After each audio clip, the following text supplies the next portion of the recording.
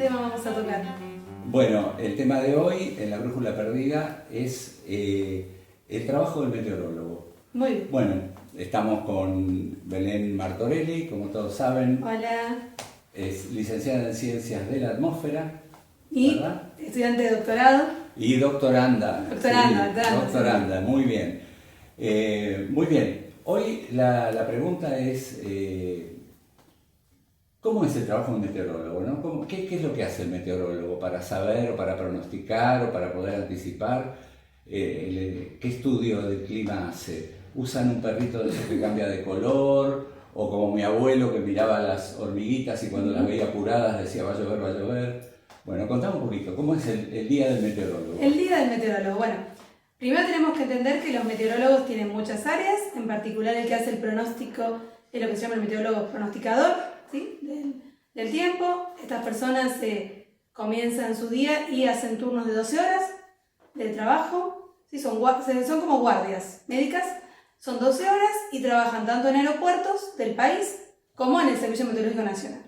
Lo que hacen los meteorólogos primero es ver los datos. O sea, perdón, en todos los aeropuertos hay un equipo de meteorología. Debería haberlo. Ajá. No alcanzan los profesionales, por lo tanto no hay, pero sí o sí los aeropuertos de todo el país necesitan la información del meteorólogo para que el avión despegue. Entonces, con los que hay en Córdoba, en Resistencia y en Buenos Aires, en Ezeiza y en Nueva Parque hay meteorólogos, con esa cantidad de meteorólogos se da el pronóstico para los demás aeropuertos de todo el país. ¿Sí? Así como desde el Servicio Meteorológico Nacional se da el pronóstico para todas las ciudades del país.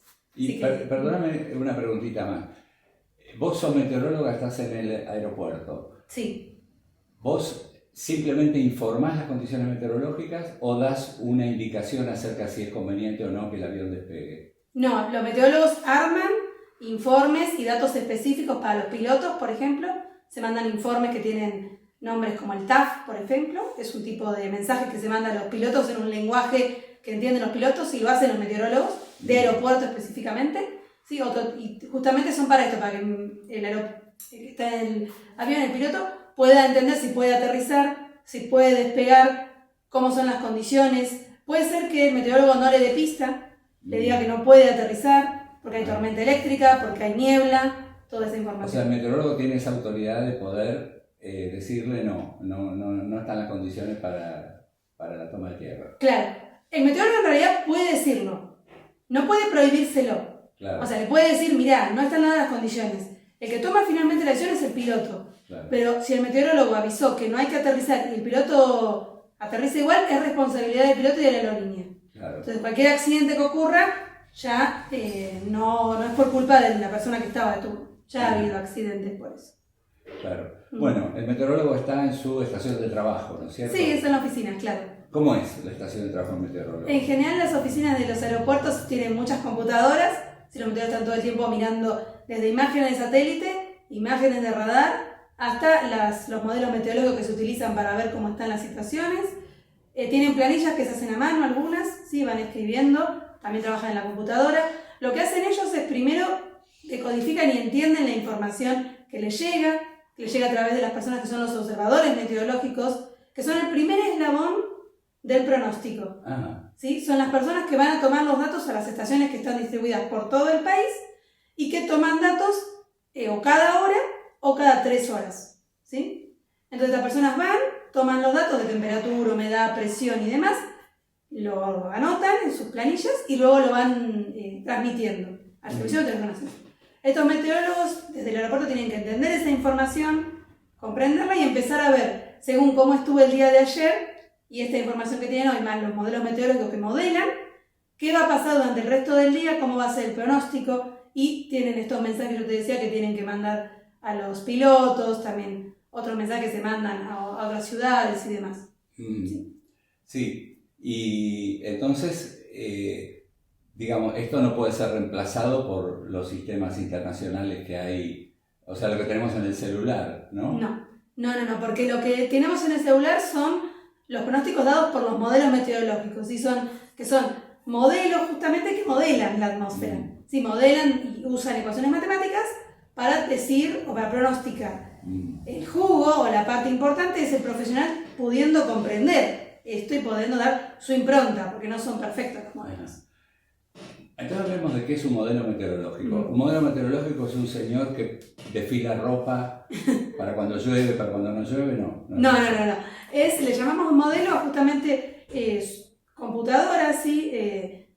Que desarrollan modelos, es decir, el modelo justamente es eso, es algo que simula cómo sería la atmósfera de verdad, una forma de representar la atmósfera, ¿sí? Para poder entenderla. Esto está basado en un montón de ecuaciones y no cualquier computadora puede correr un modelo meteorológico. Si son computadoras muy poderosas, no son como la de casa, o sea, en casa no podemos correr un modelo meteorológico, tienen clústeres, es decir, los CPU, no lo hace, bueno, pero son así. Claro. Son enormes y hay un montón en una sala y todo eso tiene la potencia para poder desarrollar estas ecuaciones y crear estos modelos. Hay en Europa, Estados Unidos tienen sus modelos, los comparten con Argentina los puede utilizar, Argentina está todavía desarrollando y la idea es que con eso el meteorólogo puede entender cómo va a ir evolucionando la atmósfera. El modelo lo que nos da es, bueno, ¿qué va a pasar con los vientos? ¿Qué va a pasar con la presión? ¿Qué va a pasar con la precipitación o la lluvia? Entonces, en base a eso uno puede pronosticar y decir, bueno, de acá a 6 horas vamos a tener más lluvias, menos lluvias.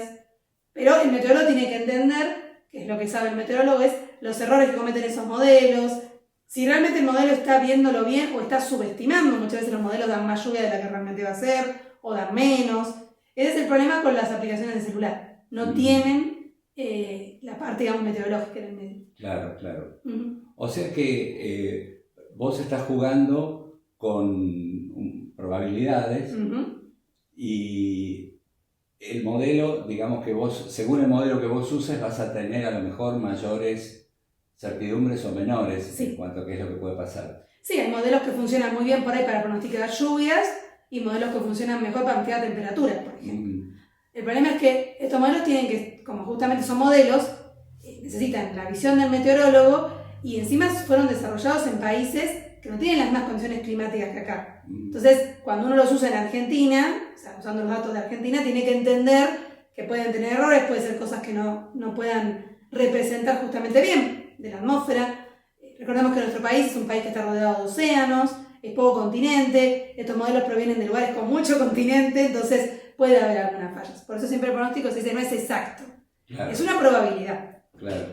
Yo te contaba la vez pasada que yo fui director de Defensa Civil en Vicente López y Vicente López se inundaba bastante, en aquella época ahora se inunda mucho menos porque se han hecho mejores desagües y sobre todo se han instalado esclusas que cuando el desagüe empieza a funcionar en forma retrógrada por la sudestada, se cierran esas esclusas, porque antes lo que pasaba es que la inundación venía a través del desagüe, porque la sudestada hacía que el desagüe funcionara como entrada y no como salida.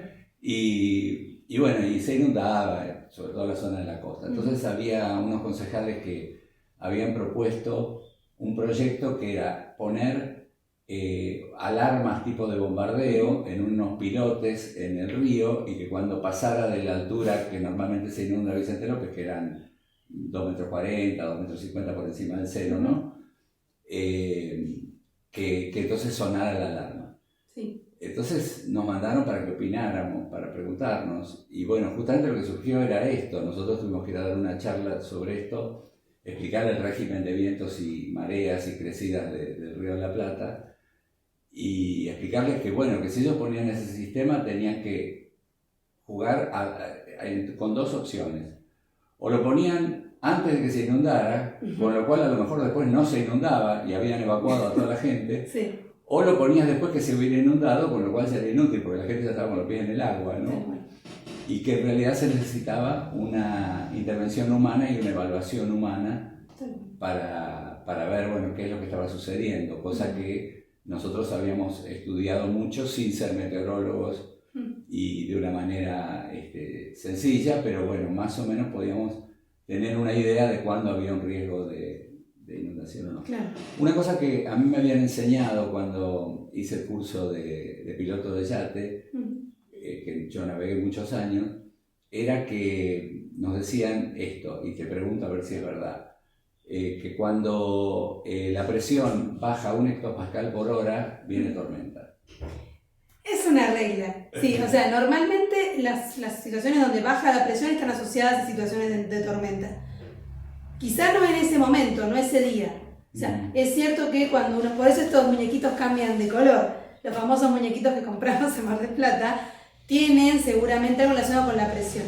En general, cuando baja la presión, suele estar asociado a mal tiempo porque justamente la baja presión se asocia a temperatura más cálida, más humedad. Y cuando hay alta presión, en general son días despejados. Pero también puede ser que vos tengas mucho calor, baja presión y la lluvia no esté llegando todavía. Claro. Sí, o sea, son las condiciones que pueden darse, pero no, como decimos, hay condiciones pero no es suficiente. Todavía falta lo que los meteorólogos llamamos un forzante. Algo que fuerce a la tormenta. Todavía no hay nada que la fuerce. Están las condiciones pero no son suficientes. Entonces viene por ahí. Y siguiendo un poco lo que decías, esto de los niveles de evacuación y demás, muchas veces se critica al meteorólogo cuando por ahí dan alertas, en especial en la ciudad de Buenos Aires, y por ahí no llovió. El problema es lo que la gente también tiene que entender, es que las tormentas, o las situaciones de mal tiempo, muchas veces obviamente se desplazan, se mueven, y a veces ese movimiento no es tan fácil de prever. Entonces, por ahí la tormenta se estaba acercando a Buenos Aires, se desplazó más hacia el sur o hacia el norte y pasó muy cerca, pero no afectó la capital. Pero por ahí afectó zona norte, por ahí afectó zona sur. Entonces a veces los pronósticos son correctos, pero bueno, las tormentas tienen un movimiento que es muy difícil. Por ahí te das cuenta 5 minutos antes de que la tormenta no va a justo pasar por esa zona. Entonces, a veces no es tan fácil dar el pronóstico con el mayor certeza. Es mejor igual prevenir que curar, ¿no? Claro, sí. A mí me preguntaban, ¿y vos qué haces cuando viene el pampero? ¿Cómo lo enfrentás? Y yo decía que en casa mirando televisión, claro. ¿no? O sea, cuando tenía pronóstico de pampero, o de sudeste fuerte, no salía a navegar. Y a veces que me agarró alguna rosca en el río fue en forma inesperada, ¿no? Pero la prudencia y la prevención es lo principal. Sí. Bueno, estuvimos viendo por televisión estos días cosas muy tristes.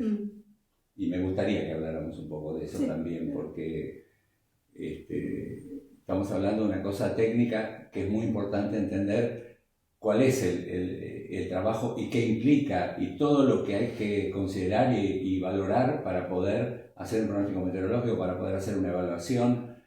La importancia, vos resaltabas la importancia que tiene para la aeronavegación, lo mismo es para la navegación fluvial o marítima, pero también para un montón de otras actividades, ¿no? Actividades, personas que estén trabajando al aire libre en situaciones donde una lluvia, una tormenta o un viento fuerte puede ser riesgo de vida. Todo el tema de qué puede pasar con una tormenta o con un hecho meteorológico inesperado en diferentes áreas de la vida, en la construcción, qué sé yo, en un montón de lugares. Entonces, la pregunta, vuelvo a esto que veíamos por televisión, gente despedida del Servicio Meteorológico Nacional y una cierta tendencia, no lo puedo ni decir, a cerrar el Servicio Meteorológico Nacional. ¿Cómo es un país sin Servicio Meteorológico Nacional? ¿Qué pasa? Y no tenés forma de hacer nada, porque en realidad donde no tenés servicio no tenés forma de ver el tiempo, no tenés profesionales que te puedan dar el tiempo, entonces todo lo que es pilotos no pueden volar, o sea, dependerían de información de otro lado que no está en el país, es muy difícil. ¿Cómo pronosticás desde otro país no tiene sentido?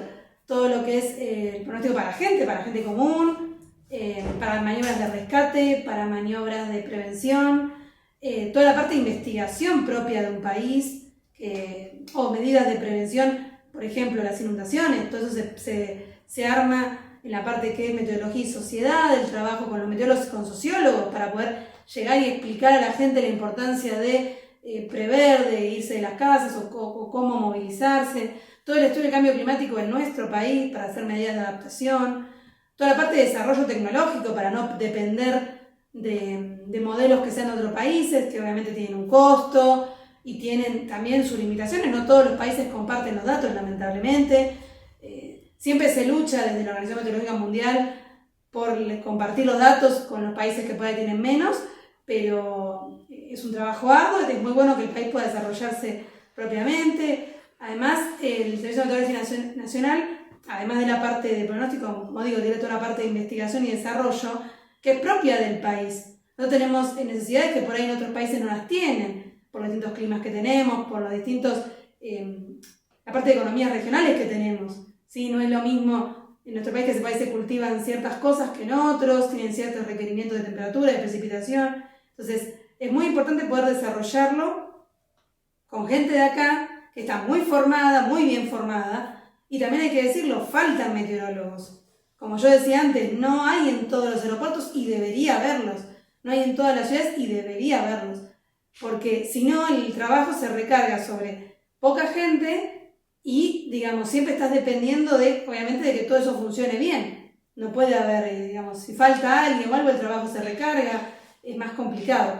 Mira, nosotros en Defensa Civil un tema que teníamos era mandar por un memo interno, una comunicación interna, a todas las áreas que trabajaban en la calle, tránsito, obras públicas, limpieza, el pronóstico meteorológico, que era sumamente importante porque así sabían si se iban a poner a podar o no se iban a poner a podar, ¿no? Movilizar las maquinarias y para una poda y viene una tormenta con lluvia.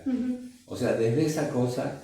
Y después yo pensaba también en el pronóstico a mediano y largo plazo, ¿no? No solo qué va a pasar mañana y si me pongo pullover o llevo el paraguas, sino pienso que también habrá un trabajo en cuanto a cuáles son las expectativas climáticas para el año, para la época, para la temporada, para el quinquenio. Me parece que eso también hace a la planificación estratégica de un país, ¿no? Tal cual, porque vos podés pronosticar, por ejemplo, si el clima va a ser mucho más frío o mucho más cálido, que pronosticamos para el verano, entonces ya podés avanzar a las empresas de energía cuánto tienen que producir. O sea, si todo funcionara, las empresas de energía tendrían que invertir más y va a ser un año muy caluroso para poder tener suficiente energía y que no se corte, o lo mismo al revés, vamos a tener un invierno muy frío. Bueno, las empresas de gas tienen que tener en cuenta eso, que va a haber mucha más demanda, y si hacemos proyecciones a más largo plazo, bueno, el cambio climático, si vamos a tener zonas más inundables, zonas que no van a ser cultivables,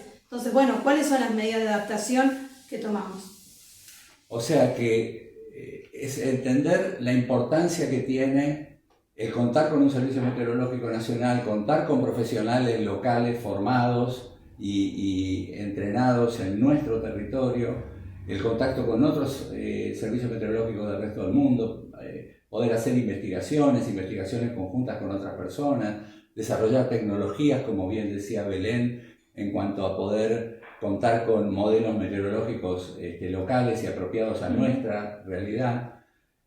Así que bueno, por favor, tomemos conciencia de esto y tengamos en cuenta que no se puede, por una cuestión de ahorro económico, cerrar un servicio meteorológico o reducir el personal o desperdiciar profesionales formados y entrenados.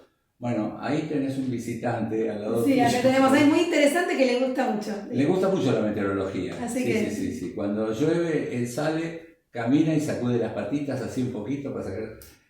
se llama Cuco, es un integrante acá del canal de La Brújula Perdida.